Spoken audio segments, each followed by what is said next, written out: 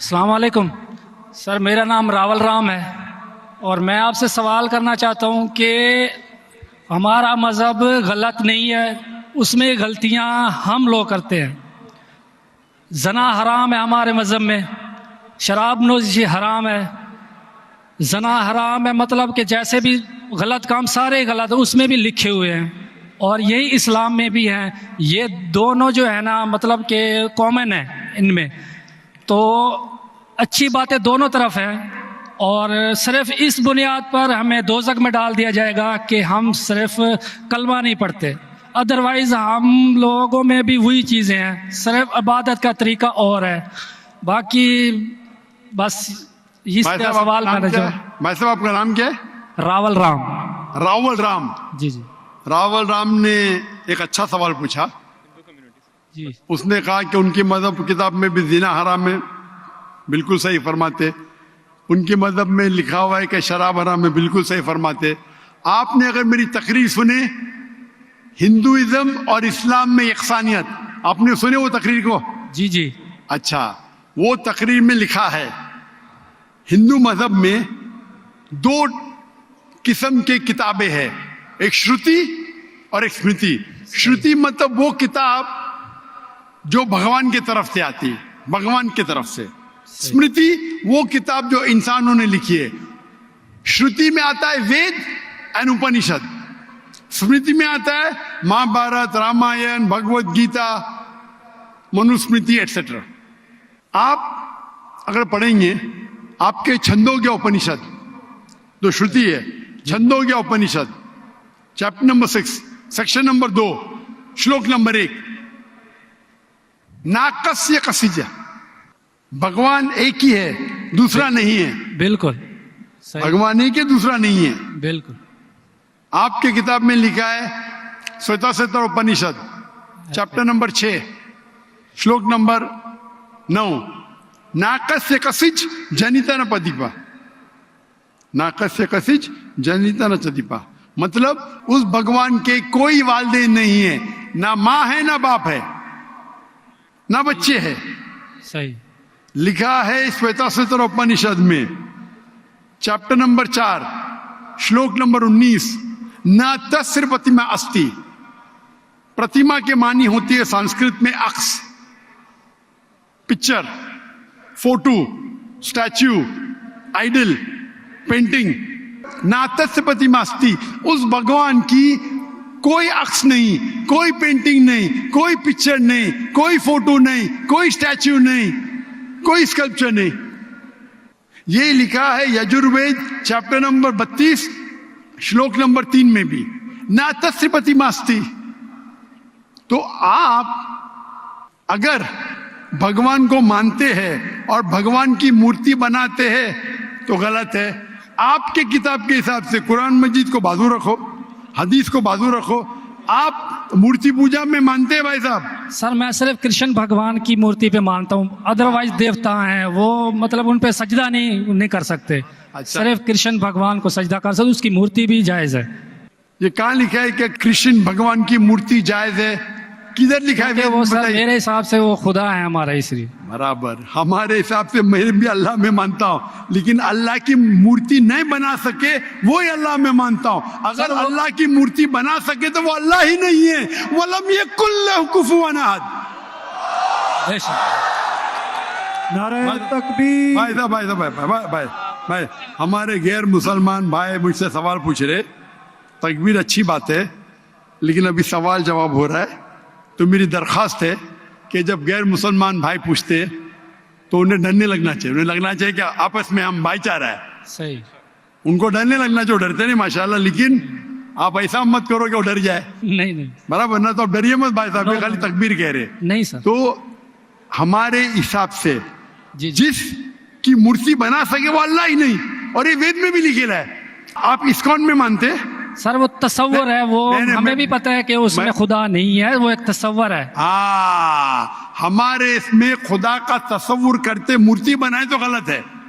तो यही मैं कहता हूं, आप अपनी किताब का अमल नहीं कर रहे, आप अपनी किताब का सही अमल करेंगे तो आप भी जन्नत में जाएंगे। सही बात है, बिल्कुल। तो कुरान हम में नहीं क्या करते ना, हम सुनिए, अपना मजहब पे सुनिए, सुनिए, मतलब फॉलो नहीं करते सुनिए, सही तरीके सुनिए। से। जी जी मेरा फॉर्मूला बहुत इजी है। सही। कुरान मजीद में लिखा है सूरह इमरान में सूरह नंबर 3 आयत नंबर 64 में, तालौ इला कलिमतिन सवाइम बैना बैनकुम, आओ हम उस बात की तरफ जो आप और हम में यकसा है। सही।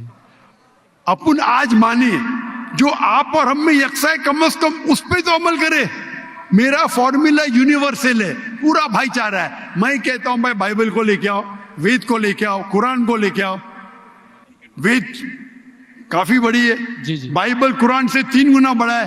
हम आज वादा करें कि जो यकसा है कम से कम उस पर तो अमल करे। जो यकसा नहीं उसको साइड पे रखेंगे, कल बहस करेंगे। जो यकसा उस पर तो अमल करे। बाइबल में लिखा है, वेद में लिखा है, खुदा है कि खुदा का अक्स नहीं। अगर आप खुदा का अक्स बनाते तो आप वेद के खिलाफ जाते। सिर्फ कृष्ण का बनाओ तो भी गलत है। सर वो भगवत गीता में लिखा है इसलिए। आप भगवत गीता स्मृति है, भगवत गीता महाभारत का हिस्सा है, सही क्या नहीं? सही। तो महाभारत एक स्मृति है, स्मृति श्रुति के खिलाफ नहीं जा सकती है। अगर स्मृति और श्रुति में टकराव है तो हम श्रुति को मानेंगे, स्मृति को नहीं। वेद और उपनिषद सबसे ऊपर है। सही। तो आपका एक पीएचडी टीचर है, वो कुछ कहता है, और एक बैचलर है।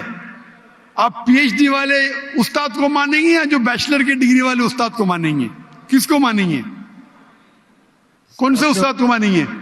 PhD sir. पीएचडी। तो आपका पीएचडी वेद है। सही।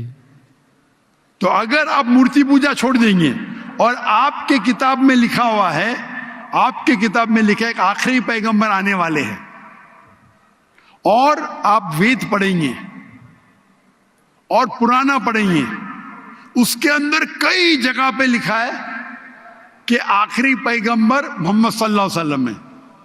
आप अगर कल की पुराना पढ़ेंगे, भविष्य पुराना भी है, कल की पुराना है, और आप मेरी तकरीर सुनेंगे, एक तकरीर है मेरी मोहम्मद सल्लल्लाहु अलैहि वसल्लम का जिक्र हिंदू मजहबी किताबों में।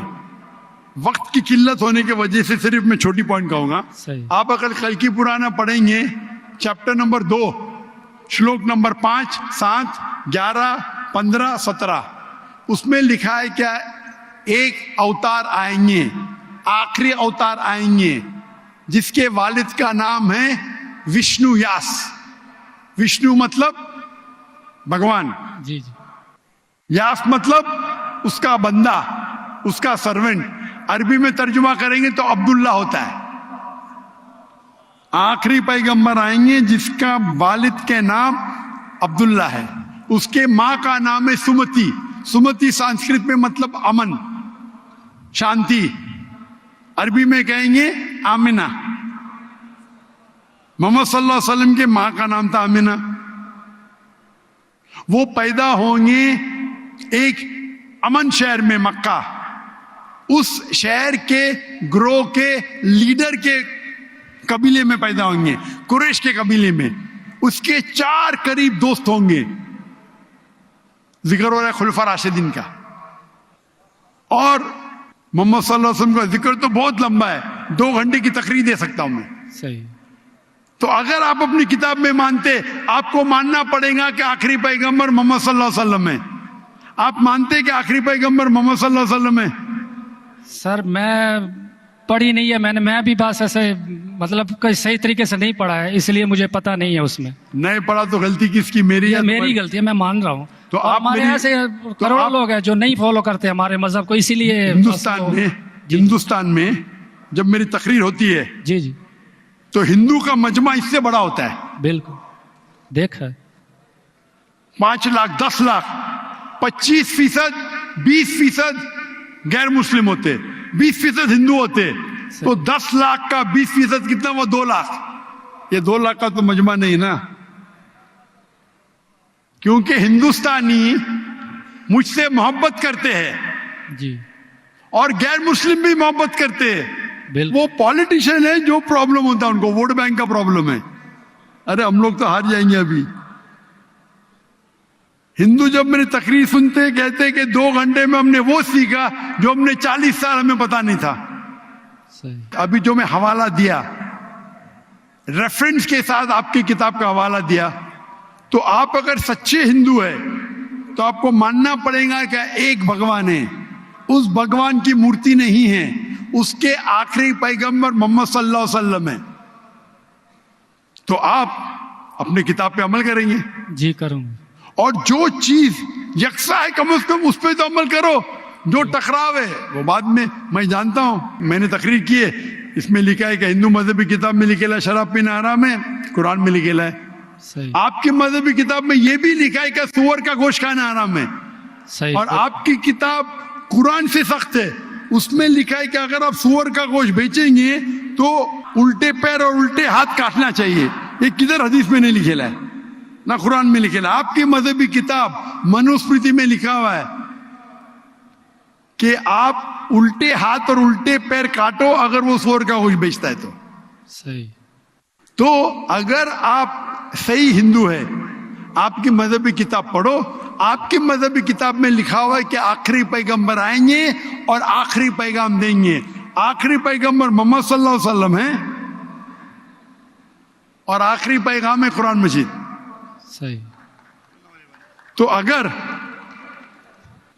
आप सच्चे हिंदू हैं तो आपको कुरान मजीद और मोहम्मद सल्लल्लाहु अलैहि वसल्लम की बात मानना पड़ेगा। आप देखेंगे हिंदुस्तान में हजारों की तादाद में हिंदू इस्लाम कबूल किए।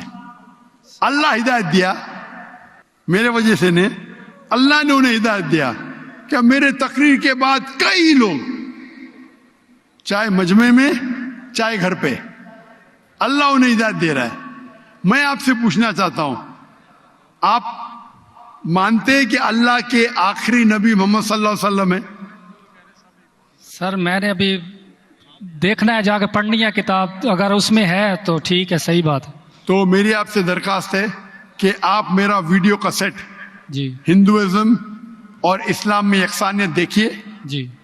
और उसको देखने के बाद अगर कोई सवाल है तो मुझसे पूछिए। अगर आपको यकीन आता है तो हक है, तो मैं आपको दावत देता हूं कि हक का पैगाम को एक्सेप्ट करो और इंशाअल्लाह ये आपके लिए राह नजात बनेंगी इंशाअल्लाह।